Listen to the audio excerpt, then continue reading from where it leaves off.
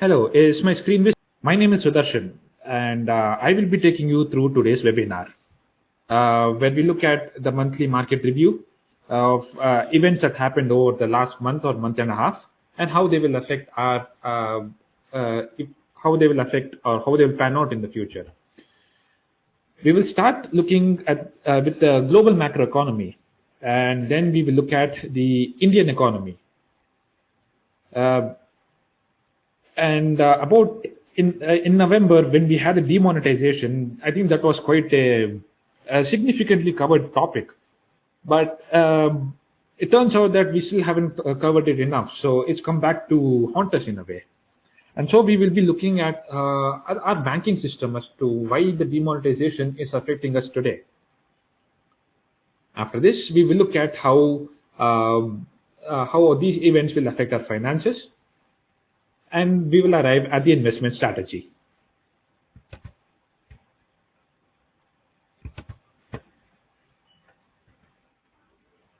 First off, we will look at the developed economies as part of the global economy.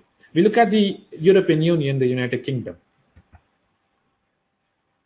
Both the EU and the United Kingdom are doing quite well in terms of the economic metrics. So if you look at the PMI, which is an indicator of how good some activities are performing, like the services or manufacturing.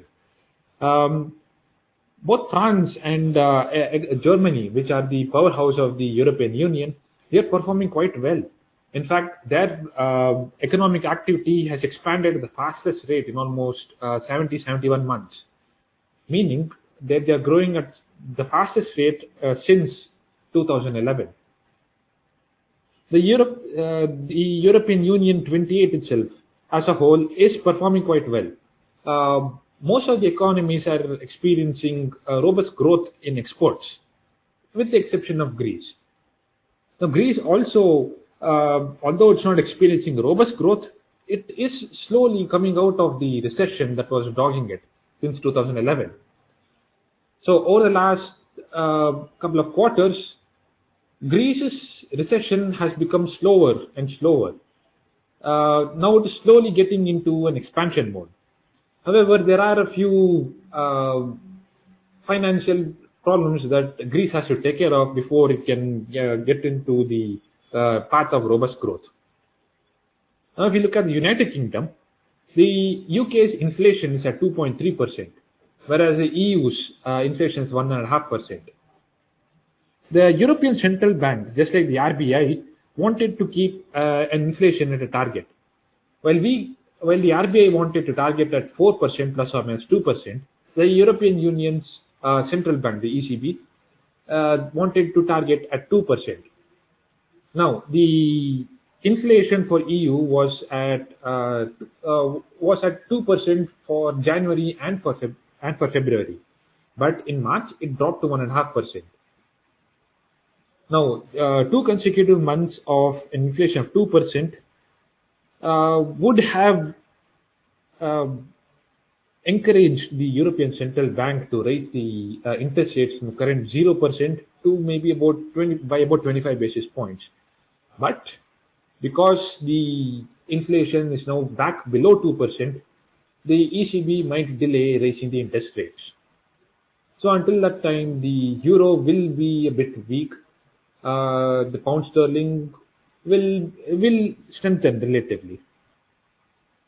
The unemployment rate in the EU 28, which is basically the core of the European Union, is at 8%. This is the lowest it's been since 2009. And the UK also is doing quite well in terms of employment, which is at 4.6%. Now, while all these numbers do look good, there are a few events that will be happening in the coming few quarters that might negatively affect the European Union.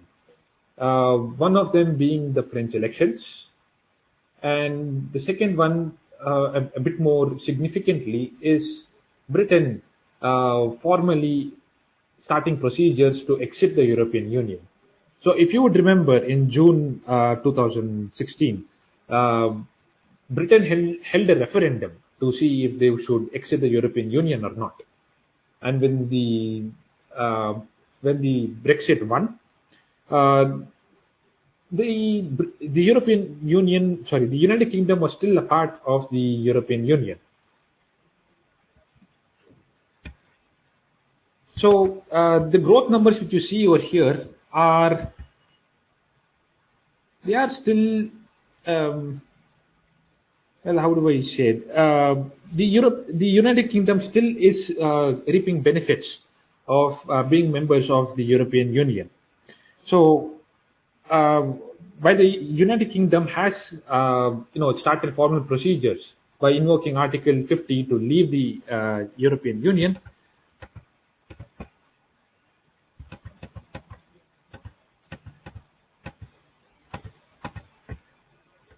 Okay, sorry about that. Yeah. While the United Kingdom has formally invoked Article 50 on March 29th to begin the process of exiting the European Union, the actual exit will take about 2 years. So until that point, United Kingdom will continue to enjoy the benefits of the single market or the European Union has to offer. And the UK and EU have quite a strong dependency on each other in terms of trade. So until the formal exit of UK from the European Union, the UK will continue to perform economically well. But the part after 2 years is where there might be potential trouble. Now, looking at the other economy which is struggling with inflation, it's Japan. Now, Japan was considered an economic miracle. From the 70s to 90s, it grew at such a massive rate that in the early 90s, it was almost matching the US economy. But since then, Japan has experienced deflation. And with deflation, the Japanese economy could not expand. It had like sporadic recession, but tepid growth. So the Japanese economy has been more or less flat since then.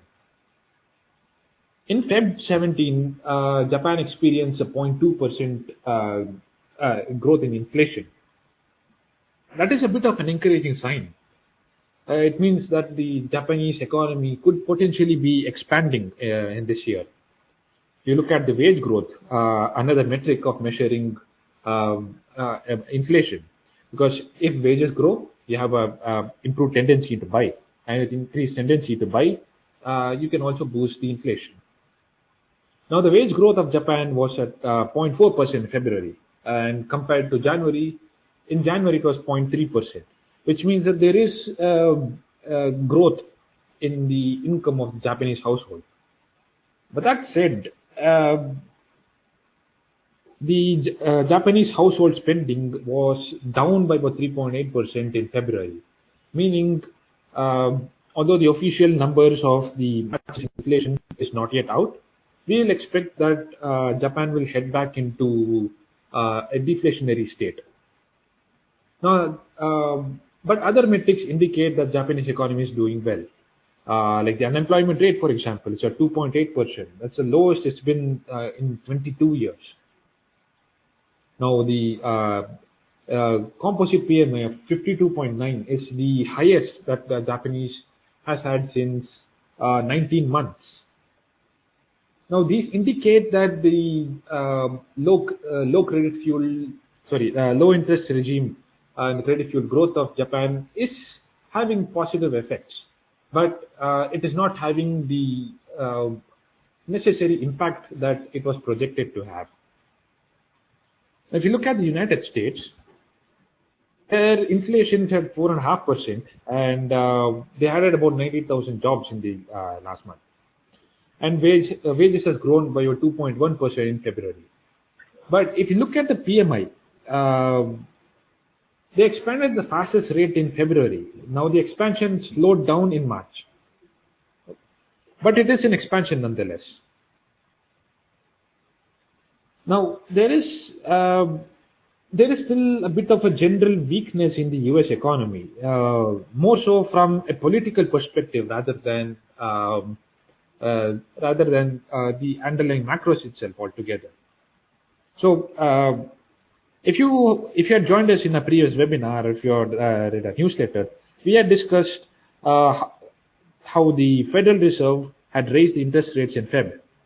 But typically what we would expect is if the US Federal Reserve raises interest rates, the dollar would strengthen and consequently gold would weaken.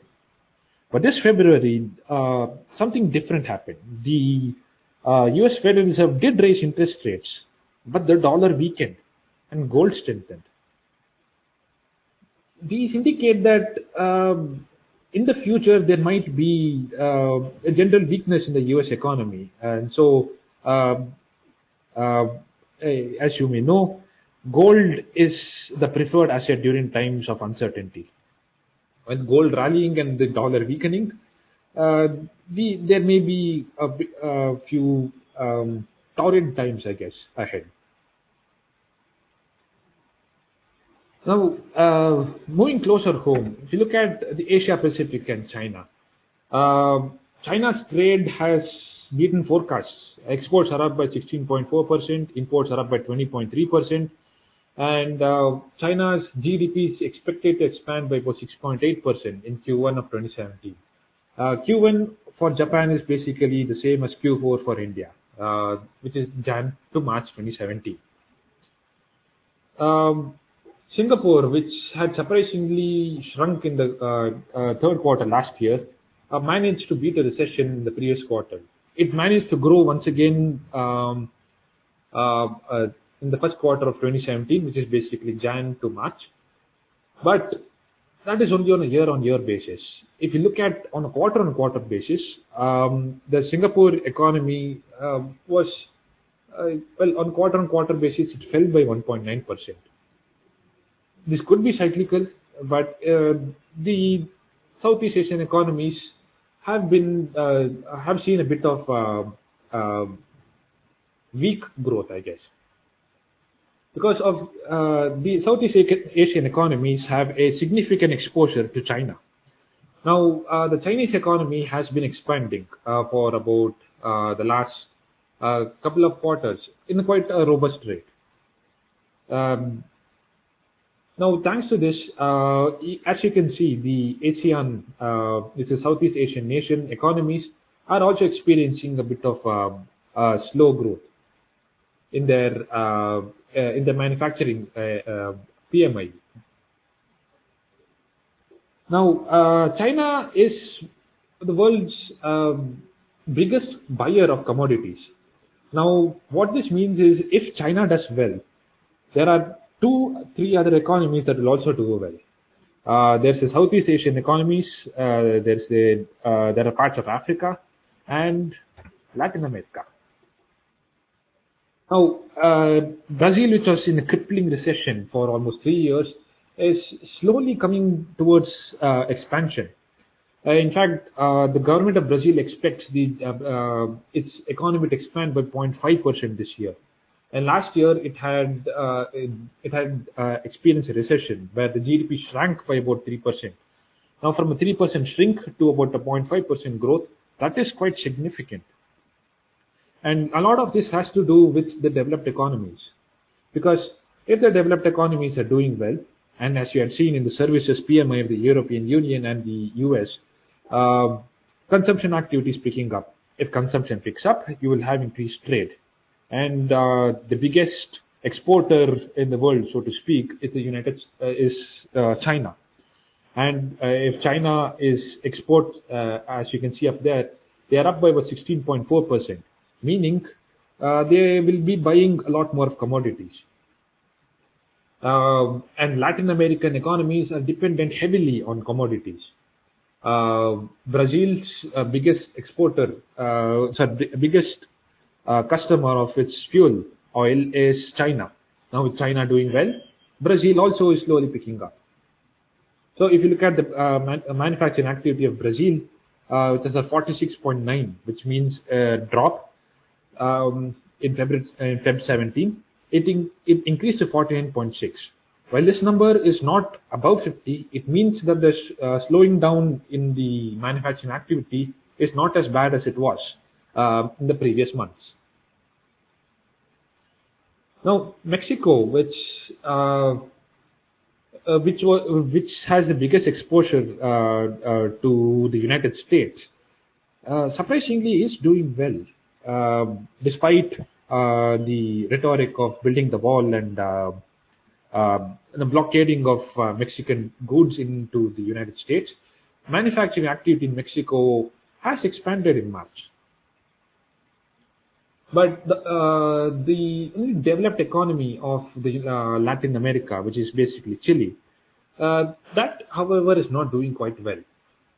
Chile also is a commodity-dependent economy, and the biggest commodity that Chile exports is copper. And Chile had witnessed the political unrest, and thanks to which miners had gone on strike in Chile, and one of the biggest copper mines in the world, which happens to be in Chile, was also hit. So because of a shortage in supply of copper prices did rise in March. However, Chile can't capitalize on this rise in copper prices because it has the production is quite low. Now, if you look at the commodities itself per se, if you look at oil, which is the biggest, one of the most biggest imported commodities in India, oil prices crashed towards the beginning of March. That was because of the U.S. oil inventory report, which was still quite high. So since then, the oil prices were range bound. But after a while, as you had seen in the previous slide, the Chinese economy started picking steam, and now China imports almost 9 million barrels of oil per day. That high is enough to boost up the prices of oil. And further, there were supply disruptions through Libya and Nigeria, thanks to which the overall oil supply had also fallen. Now, oil will rally a bit for maybe about on the month or two. However, we will expect after a certain price that the shale oil production will kick in the US, which means that there will be in excess supply of oil once again, meaning oil has a very limited upside to grow. And if you look at the second, the other important commodity which we import, which is gold, gold prices have also been rallying. Now, if you look at in early March, as we had discussed earlier, gold prices started to rally after the Federal Reserve had raised the interest rates. Now, I said there are still geopolitical events that will potentially affect the economy, and in which case gold will become a preferred asset. Most recently, we had the United States provoking of sorts the government of North Korea by moving in an aircraft carrier. And to counter this, China had sent in about 20 submarines. What this potentially means is there could be a sort of war. It may not come to it, but there's still a bit of a tension. Now, in such a scenario, what would happen is the world economy will get hit, in which case there will be an increased preference for gold. And which is why, if you see towards the end of, so if you look at the graph to your left, towards the end you will see a spike in the price of gold. Now, looking at the Indian economy, expansion in economic activity has picked up in February. In Feb, we had seen a slow but definite expansion in manufacturing and service activity, and that growth was much more robust in March. Services picked up by with a PMI rating of 51.5, manufacturing 52.5, and composite overall, which is at 52.3.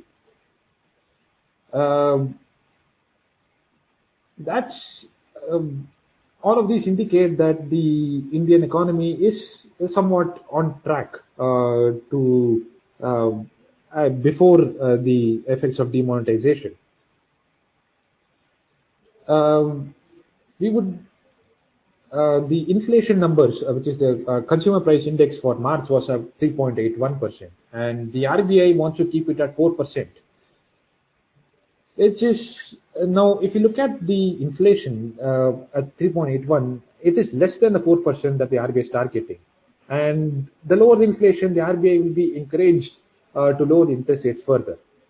But in the last policy review, the RBI had changed its stance from accommodative to neutral. What this means is the RBI signaled that there will no longer be any interest rate cuts in the coming few months.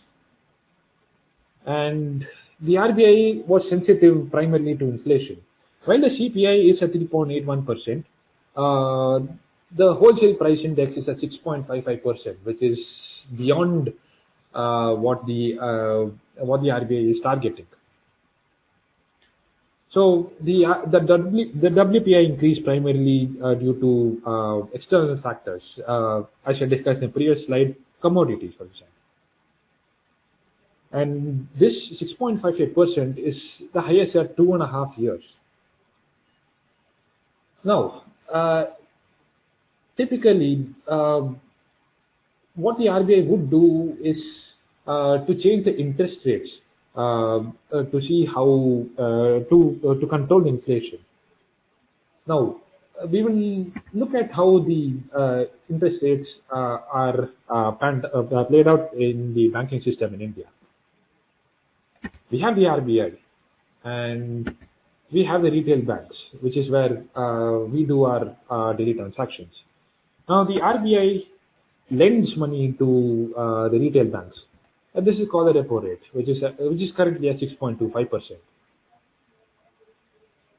And the RBI itself is a bank, and this is how it can lend to other banks. Other banks also can lend to the RBI. Now, the interest rate that these banks can charge the RBI is called the reverse repo rate.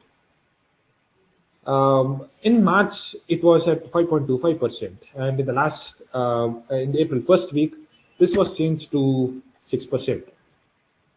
Now, why am I telling you all this is because, well, I'll share an interesting statistic. Post demonetization, the currency increase in circulation in the week of January 13th, 2017 was 5.9% higher than what it was the week before.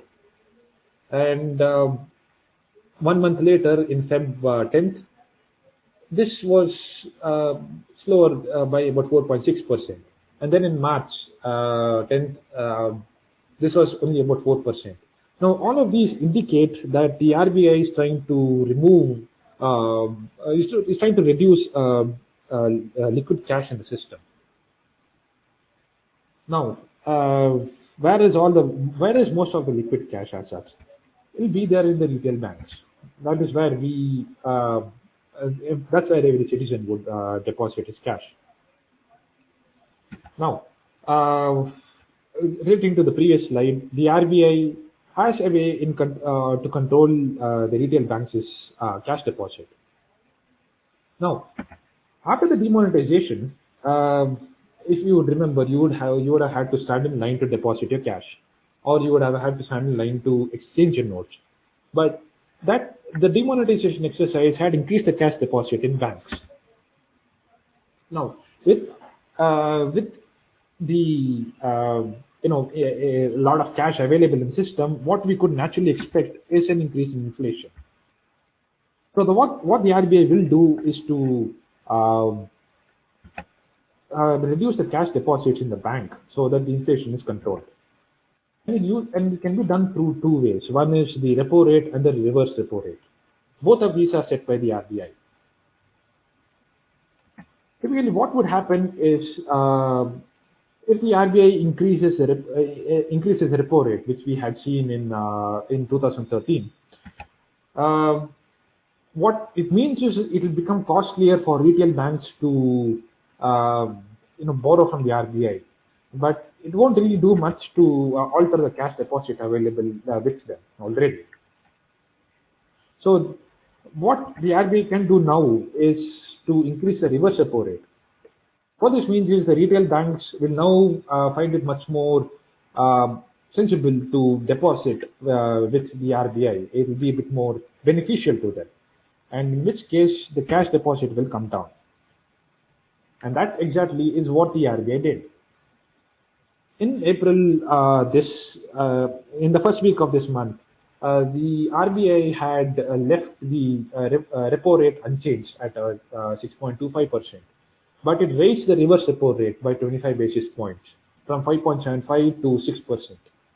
This may not really have a direct impact on you per se, but it will have an impact on your finances indirectly.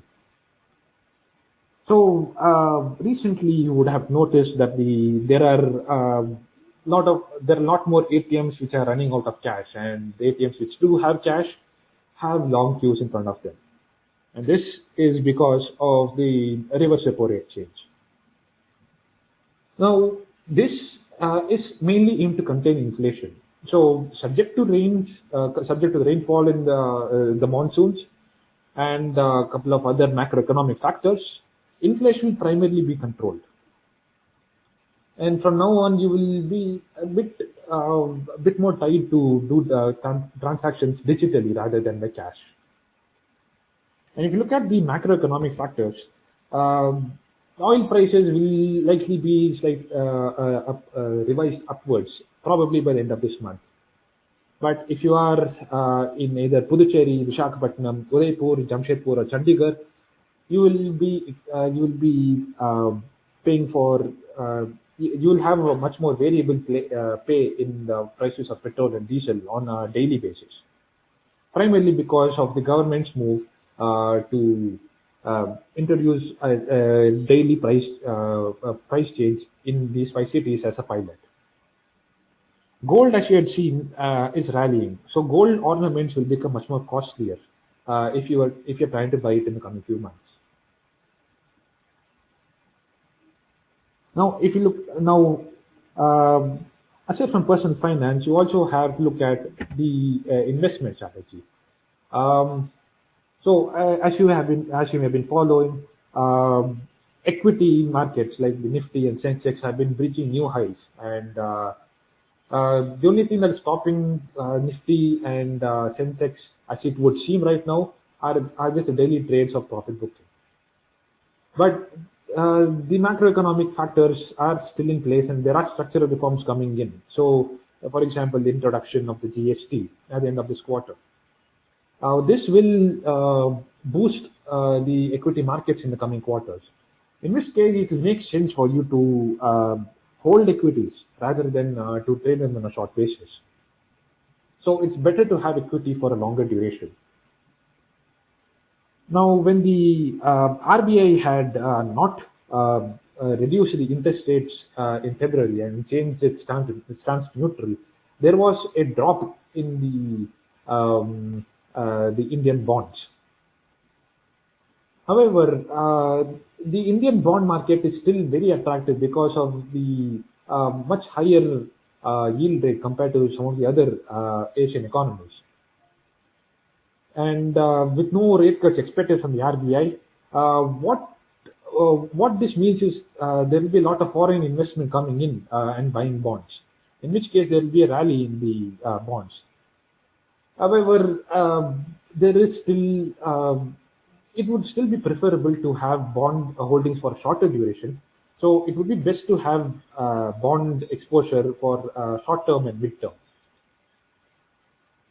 Gold, as we had discussed, thrives well during times of uncertainty.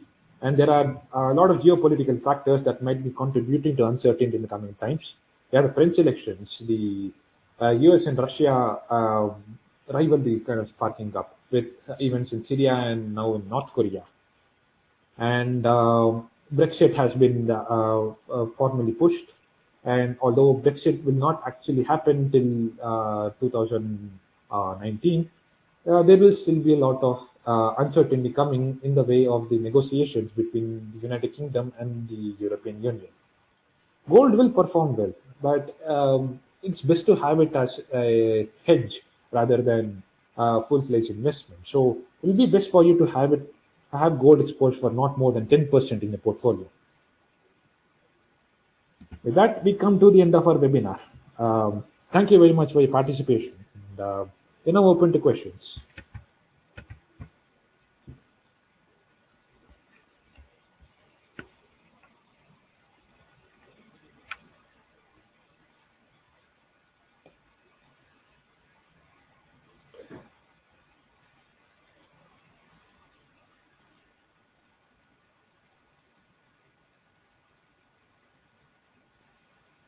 We have a comment from Mr.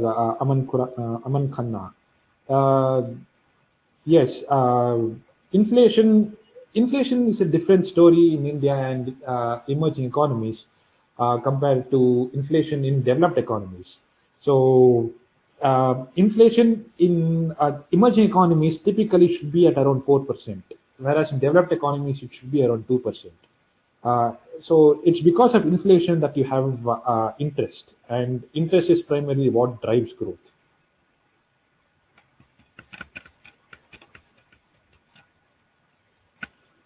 I have a question from Mr. Anand Balu. Is rupee going to be stronger in the coming months? Well,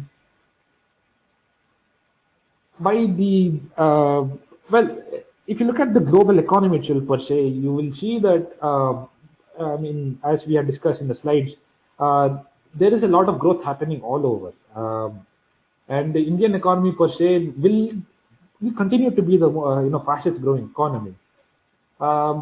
And the bond yields are still quite high, as I discussed under the bond section. So all of these will mean that there will be an increased investment or demand for Indian investments. This in turn will help the Indian rupee become stronger. But there is also a downside to a strengthening rupee, and that is where the RBI will be concerned. So we can expect the RBI to probably intervene to keep rupee in a range-bound state.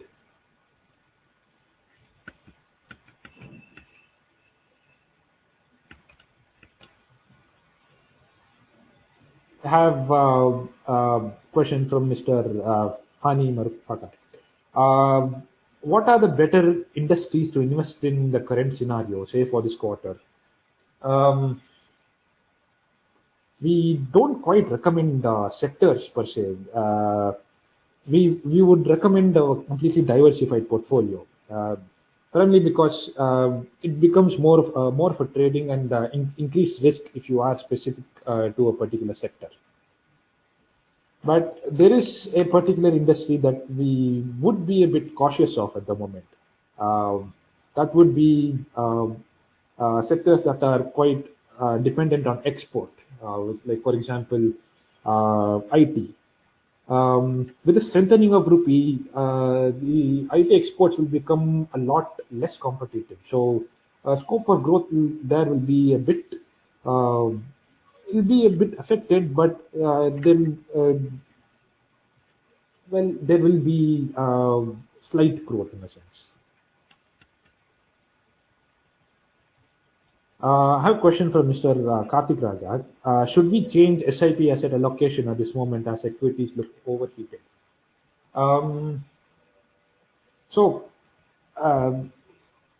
Before Brexit also, if you would remember, equity markets have been rallying.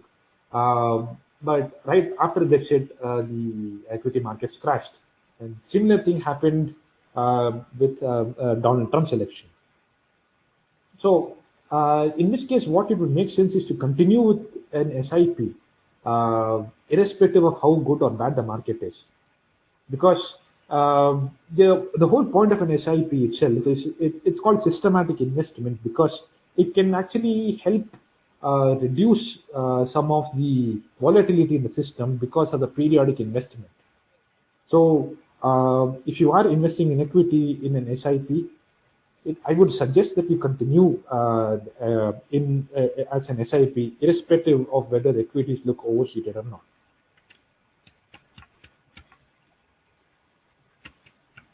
Now, question regarding equity versus fixed income. Well, you should not really have one over the other per se, because over here we believe in a philosophy of having a balanced portfolio. If you had spoken to your financial planner, he would have discussed with you how we arrive at the ideal portfolio allocation.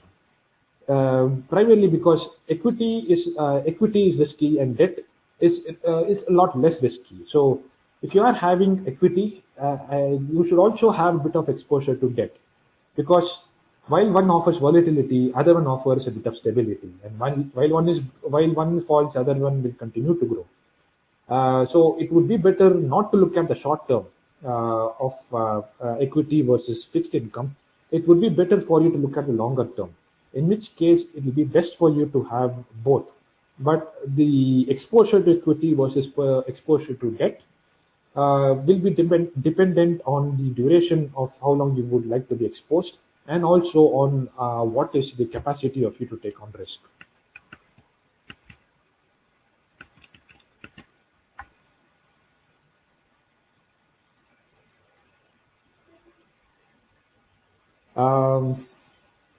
I have a question regarding keeping current gold prices in mind. Is it advisable to buy gold at this moment? Well, as we had discussed under the investment strategy, gold is good as a hedge. Gold is good as counterweight to a portfolio. In which case, exposure to gold, even when it is falling, is good. Even when it is rising, it is good. And gold, we expect, will continue to grow in the coming few times because of, as we discussed, geopolitical events are driving a lot of uncertainty in the world economy itself. So gold will become a preferred asset in the coming few months.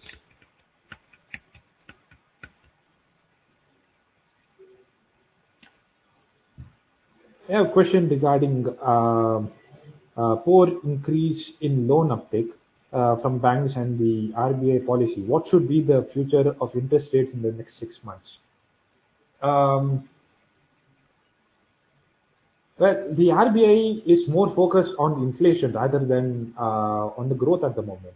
So if you look at the GDP growth of India, even during the time of demonetization, it had grown at about 7%, much faster than expected. So the RBI is not necessarily worry about growth per se, and so what it will look to target now is inflation. In which case the RBI will probably leave interest rates as it is. We have a question regarding present geopolitical scenario.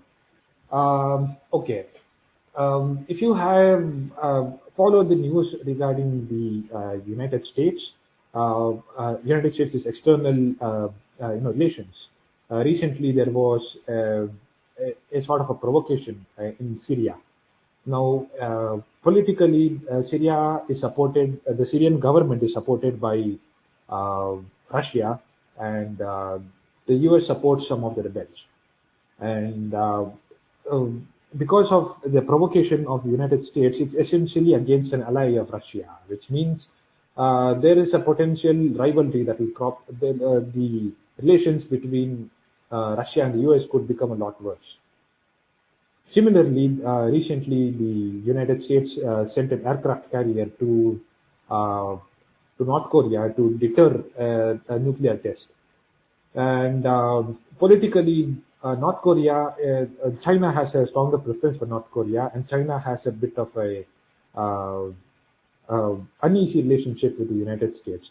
So what these indicate is a potential coldness in the relationship between Russia, USA, China, among others, which means that there is a chance that trade will get affected. And if trade is affected, you will have slower growth. With slower growth, you will have a higher dependence on gold as an investment.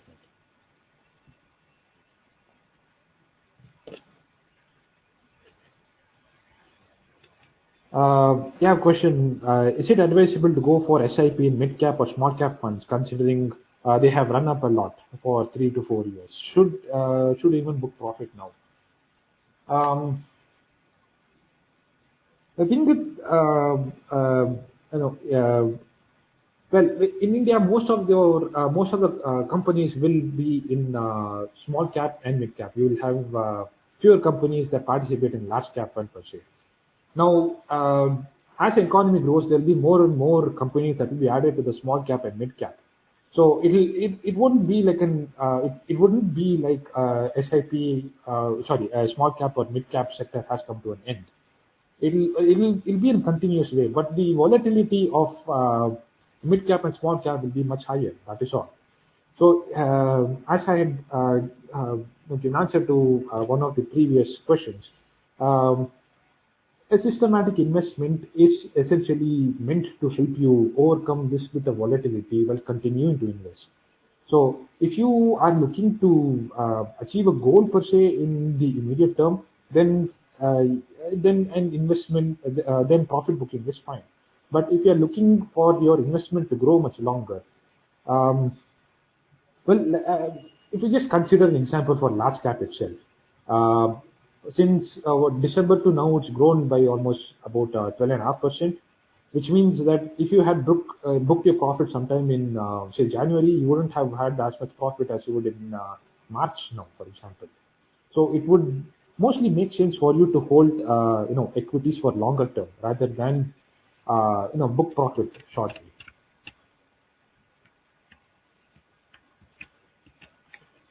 We have a question regarding is investment in PPF preferable? Investment in PPF is well. Recently, we had about 3 months ago we had published a report regarding the tax rate behavior of Indians, and in that we had discussed PPF as one of the assets. Now, PPF per se is primarily into government holdings, and that too for the long term. Now, the yield of the government bonds is much lower compared to what it was in 2013. Plus, it has a much longer lock-in period. In which case, you probably should consider some of the other factors also. If you invest through a PF, through your own company itself, through a VPF per se, rather than a PPF, you will get a slight benefit, because although the underlying holdings of VPF and PPF are the same, the returns you get from a PPF are slightly lower due to cost factors. So it would be, if you are going to invest in a provident fund, we would suggest you invest through your company itself through a VPF by increasing the percentage through your VPF.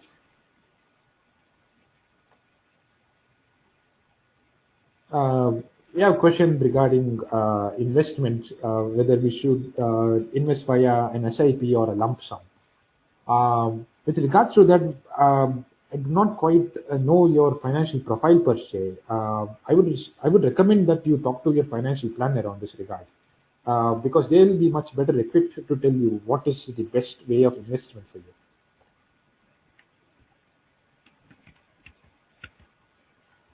We have a question regarding the daily impact of daily oil price change in the future of the market.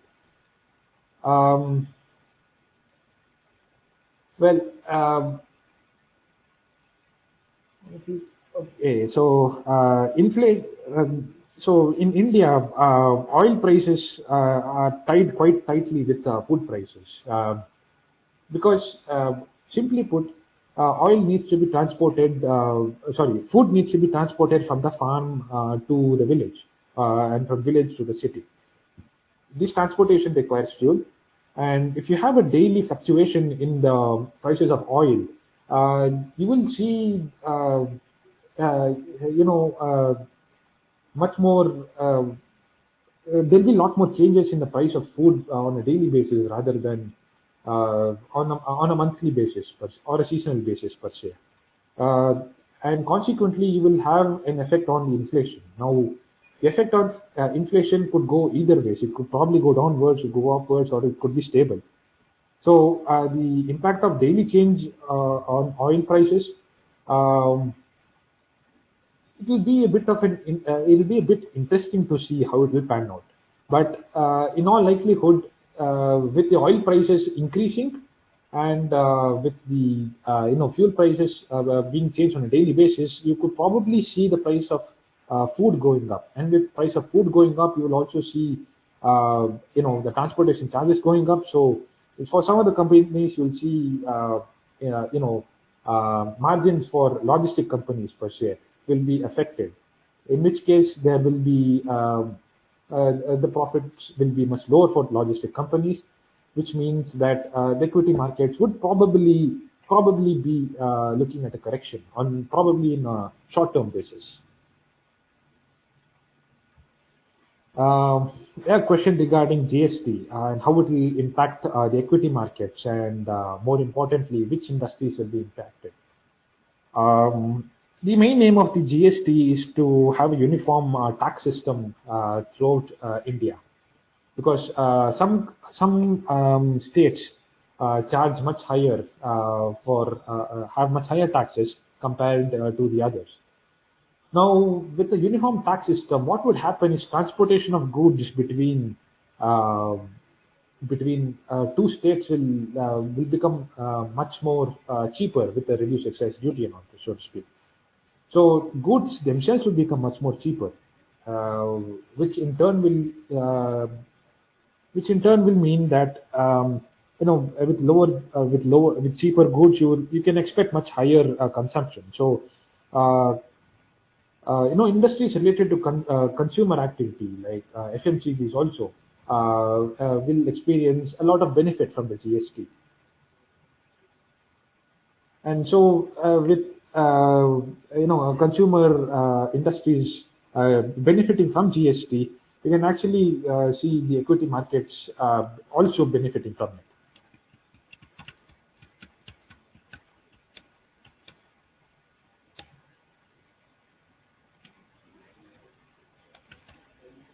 Okay. We have a question regarding how do we view the risk reward equation in mid cap category going forward. Um, our philosophy is it's slightly a bit it may not quite relate to what you have in your mind per se. We look at investments as a long term rather than in a short term basis. So risk and rewards in a mid cap and a small cap category are quite dependent on the fund or the uh, share which you buy. Uh, so even though mid cap prices are maybe high right now, we would suggest looking at holding of a equity share for a much longer duration rather than in a short duration. So if you do plan to buy a fund in a mid cap category, we would still recommend that you hold it for a longer term rather than a short term.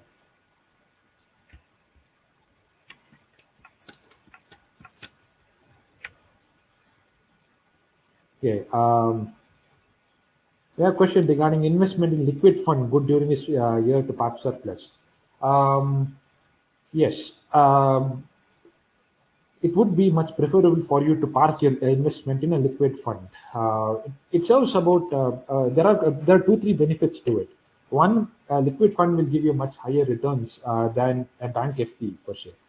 And second, the as we had discussed under the bond section, because the RBI may not be lowering interest rates in the anytime in the future, in the immediate future, we will be looking at a reducing duration of bonds. And liquid fund is the lowest possible duration of bond there is. which means that you can actually stand to gain much more in a liquid fund from a bond perspective. So yes, we would recommend that you invest in a liquid fund. But with regards to the liquid fund that is preferable to you, we would suggest that you talk to your financial planner. And we have a question regarding you have all the details fed in your profile, and you're waiting for a financial planner to look into it. Um, um, well, Mr.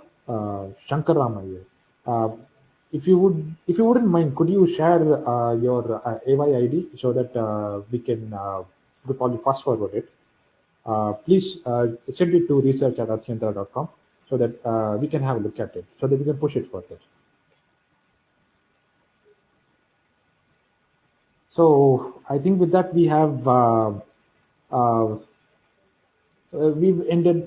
we come to the end of this webinar. Thank you all so much for your participation. Uh, we look forward to seeing you again next month. Thank you. Thank you very much.